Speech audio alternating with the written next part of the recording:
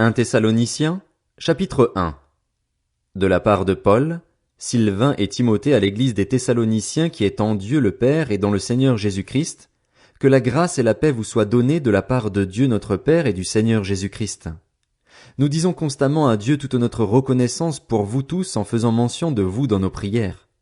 Nous nous rappelons sans cesse l'œuvre de votre foi, le travail de votre amour et la fermeté de votre espérance en notre Seigneur Jésus-Christ devant Dieu notre Père. Nous savons, frères et sœurs aimés de Dieu, qu'il vous a choisis parce que notre évangile ne vous a pas été prêché en parole seulement, mais avec puissance, avec l'Esprit Saint et avec une pleine conviction. Vous savez en effet comment nous nous sommes comportés parmi vous à cause de vous. Vous-même, vous êtes devenus nos imitateurs et ceux du Seigneur en accueillant la parole au milieu de grandes difficultés avec la joie du Saint-Esprit. Ainsi, vous êtes devenus un modèle pour tous les croyants de la Macédoine et de l'Achaïe. En effet, non seulement la parole du Seigneur a retenti depuis chez vous en Macédoine et en Achaïe, mais c'est aussi partout que votre foi en Dieu s'est fait connaître, de sorte que nous n'avons pas besoin d'en parler. De fait, on raconte à notre sujet quel accueil nous avons eu auprès de vous et comment vous vous êtes tournés vers Dieu en abandonnant les idoles pour servir le Dieu vivant et vrai et pour attendre du ciel son Fils qu'il a ressuscité, Jésus, celui qui nous délivre de la colère à venir. 1 Thessaloniciens, chapitre 2. Vous savez vous-même, frères et sœurs, que notre arrivée chez vous n'a pas été sans résultat. Après avoir souffert et avoir été maltraités à Philippe, comme vous le savez, nous avons pris de l'assurance en notre Dieu pour vous annoncer l'évangile de Dieu à travers bien des combats. En effet, notre prédication ne repose ni sur l'erreur, ni sur des motifs impurs, ni sur la ruse. Mais, puisque Dieu nous a jugés dignes de nous confier l'évangile, nous parlons, non dans l'idée de plaire à des hommes, mais pour plaire à Dieu qui éprouve notre cœur. Jamais, en effet, nous n'avons eu recours à des paroles flatteuses, comme vous le savez. Jamais nous n'avons eu la soif de posséder pour mobile, Dieu en est témoin. Nous n'avons pas recherché la gloire qui vient des hommes, ni de vous ni des autres. Nous aurions pu nous imposer en tant qu'apôtres de Christ, mais nous avons été pleins de bienveillance au milieu de vous. De même qu'une mère prend un tendre soin de ses enfants, nous aurions voulu, dans notre vive affection pour vous, non seulement vous donner l'évangile de Dieu, mais encore notre propre vie, tant vous nous étiez devenus chers. Vous vous rappelez, frères et sœurs, notre peine et notre fatigue. C'est en travaillant nuit et jour, pour n'être à la charge d'aucun d'entre vous, que nous vous avons prêché l'évangile de Dieu. Vous en êtes témoins, et Dieu l'est aussi. Nous nous sommes comportés envers vous qui croyez d'une manière sainte, juste et irréprochable. Vous savez aussi que nous avons été pour chacun de vous ce qu'un père est pour ses enfants. Nous vous avons encouragé, réconforté et supplié de marcher d'une manière digne de Dieu, qui vous appelle à son royaume et à sa gloire.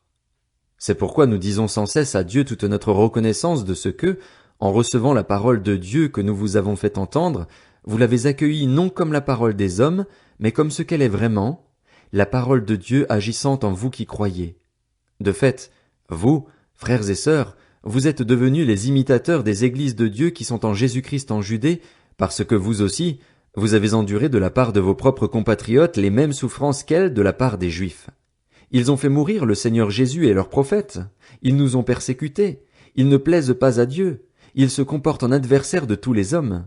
Ils nous empêchent de parler aux non-juifs pour qu'ils soient sauvés et portent ainsi constamment leurs péchés à leur comble. Mais la colère a fini par les atteindre.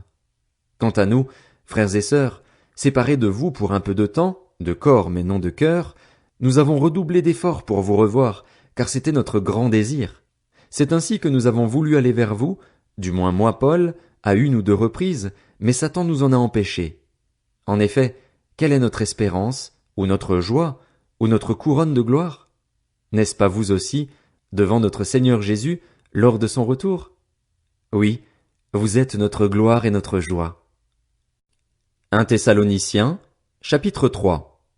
C'est pourquoi, n'y tenant plus, nous avons jugé bon de rester seuls à Athènes et vous avons envoyé notre frère Timothée, serviteur de Dieu et notre collaborateur dans l'évangile de Christ, pour vous affermir et vous encourager dans votre foi, afin que personne ne soit ébranlé au milieu des difficultés présentes. En effet, vous le savez vous-même, c'est à cela que nous sommes destinés.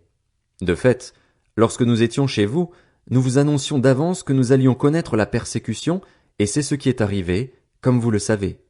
Voilà pourquoi, n'y tenant plus, je l'ai envoyé pour m'informer de votre foi, dans la crainte que le tentateur ne vous ait tenté et que nous n'ayons travaillé pour rien.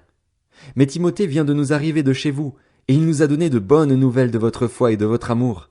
Il nous a dit que vous avez toujours de nous un bon souvenir et que vous désirez nous revoir autant que nous le désirons aussi.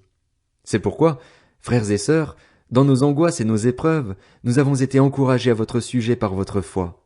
En effet, maintenant nous vivons, puisque vous tenez ferme dans le Seigneur. Comment exprimer en retour toute notre reconnaissance à Dieu à votre sujet pour toute la joie que nous éprouvons à cause de vous devant notre Dieu? Nuit et jour, nous le prions avec beaucoup d'insistance de nous permettre de vous revoir et de compléter ce qui manque à votre foi. Que Dieu lui-même, notre Père, et notre Seigneur Jésus-Christ dirigent notre parcours jusque chez vous. Que le Seigneur fasse grandir et déborder l'amour que vous avez les uns pour les autres et pour tous les hommes, à l'exemple de celui que nous avons pour vous. Qu'il affermisse ainsi votre cœur pour qu'il soit irréprochable dans la sainteté devant Dieu notre Père, lors du retour de notre Seigneur Jésus avec tous ses saints.